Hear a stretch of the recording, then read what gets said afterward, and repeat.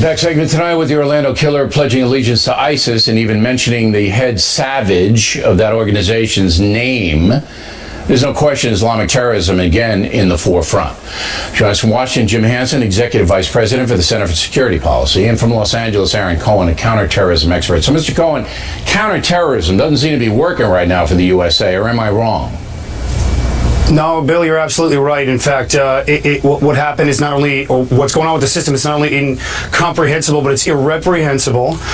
We're here 15 years later after 9/11. We have no macro strategy. The key ingredient, I'll tell you right now, that's missing is aggression. Aggression is a proven tactic. And unless you take the aggression, infuse it into the law enforcement system, the only people who had any fight today in that game was that SWAT team in Orlando. Hats off to those guys who dumped magazine after magazine, gunning it out with another would-be Sharia Islamic jihadist who brought weapons into that location and opened fire. And the only people who were allowed to essentially unleash that aggression was that SWAT team. The entire macro picture is broken, and the entire system needs to be rebuilt with aggression stemming from the top and then brought down. I said to Geraldo earlier, Mr. Hanson, that you're never going to stop this kind of stuff because, like, for example, Israel, very aggressive anti-terrorism, counterterrorism, very aggressive. And every 3 or 4 weeks, we're reporting somebody gets in, stabs or shoots, blows people up inside Israel. It's like a way of life over there for them. Now here, we have more distance, but now we're starting to see these ISIS-influenced individuals like this Mateen come in and then, picks out a nightclub, goes in, knows it's a soft target, bing, bing, bing, bing, bing. I don't know what the USA can do about that. Well, Bill, we can't and we're not going to stop everyone. But as Aaron mentioned, the lack of aggression and the lack of purpose in the way our security professionals have been hamstrung by the administration is the problem. President Obama failed to mention Islam. The security professionals now are forbidden from being trained on Islamist ideologies or Sharia law, as Aaron mentioned.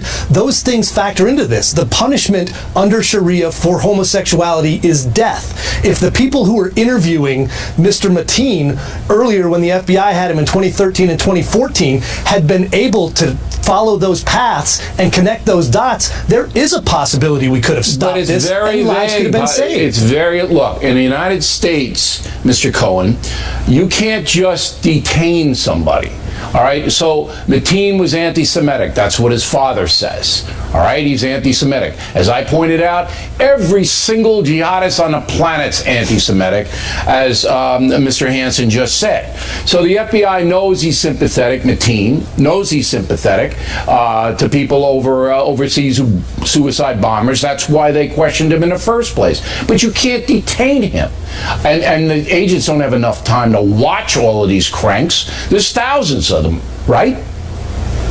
Agreed, Bill. But to add to Jim's point, it's time for the cuffs to come off law enforcement. And what I mean by that is, look, the FBI investigated this guy twice. The fact is he held a security license, which enabled him to provide protective services on behalf of a licensed security company. He had a concealed weapons permit. Guns have nothing to do with this, but the fact that he didn't have those permits taken away from him at any point during that investigation or after the investigation. In the state of Florida, I don't know if you could, unless he's convicted of a crime.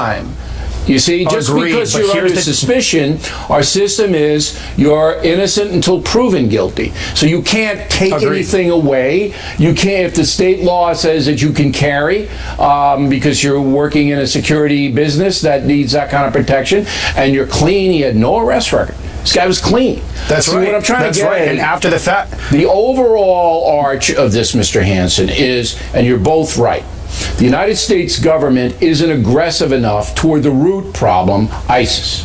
You got a president who still today wouldn't utter the words Islamic terrorism. Hillary Clinton won't utter them. Bernie Sanders won't utter them. Okay? So this is PC madness.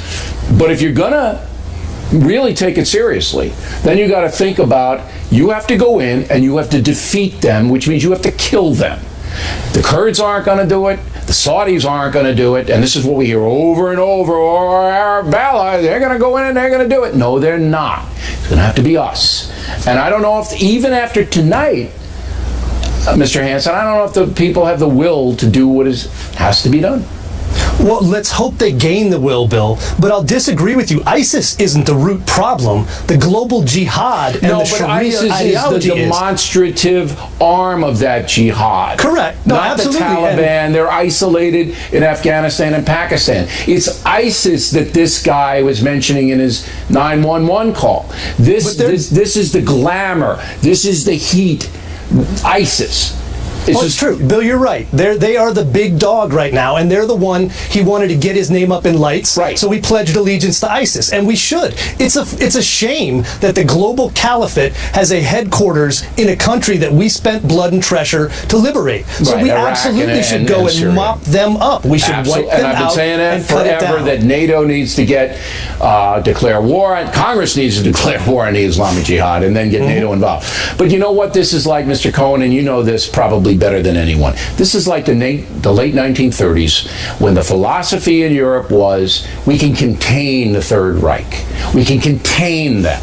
All right? We'll give them this, we'll give them that, but we're really not going to go in for the knockout punch because we'll keep them right where they are in Czechoslovakia, and a little bit of Austria will give them that, and then he'll stop.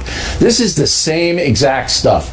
If you don't destroy this ISIS, and I mean destroy them so you see bodies in the sand, this kind of stuff is just going to get more and more and more. Last word, Mr. Cohen. I couldn't agree more. It's behavioral based, Bill. Counterterrorism is behavioral based. What I mean by that is when you have a fight, whoever's defending is now trying not to get killed. We need to flip the switch, and that means that we have to start looking at the potential terror threat as a full-blown threat, and then start investigating backwards, which means flipping the entire law enforcement perspective around. We know we can't detain, no, we can't take away the guns, but what we can do is we can look at the cell phones, stop whittle-wadding with the warrants from the judges in order to be able to track those. Let's look at the text messages. I want to see the activity of this guy from the moment the FBI left him alone until what happened today. Why was this guy even allowed to go in and buy weapons? Why wasn't that red flag? All of that it's a question of could be accomplished if Congress would declare war on the Islamic Jihad. Then you take it out of law enforcement and you put it into military, and the rules change. And I have been saying that for years. Gentlemen, thank you very much. Absolutely.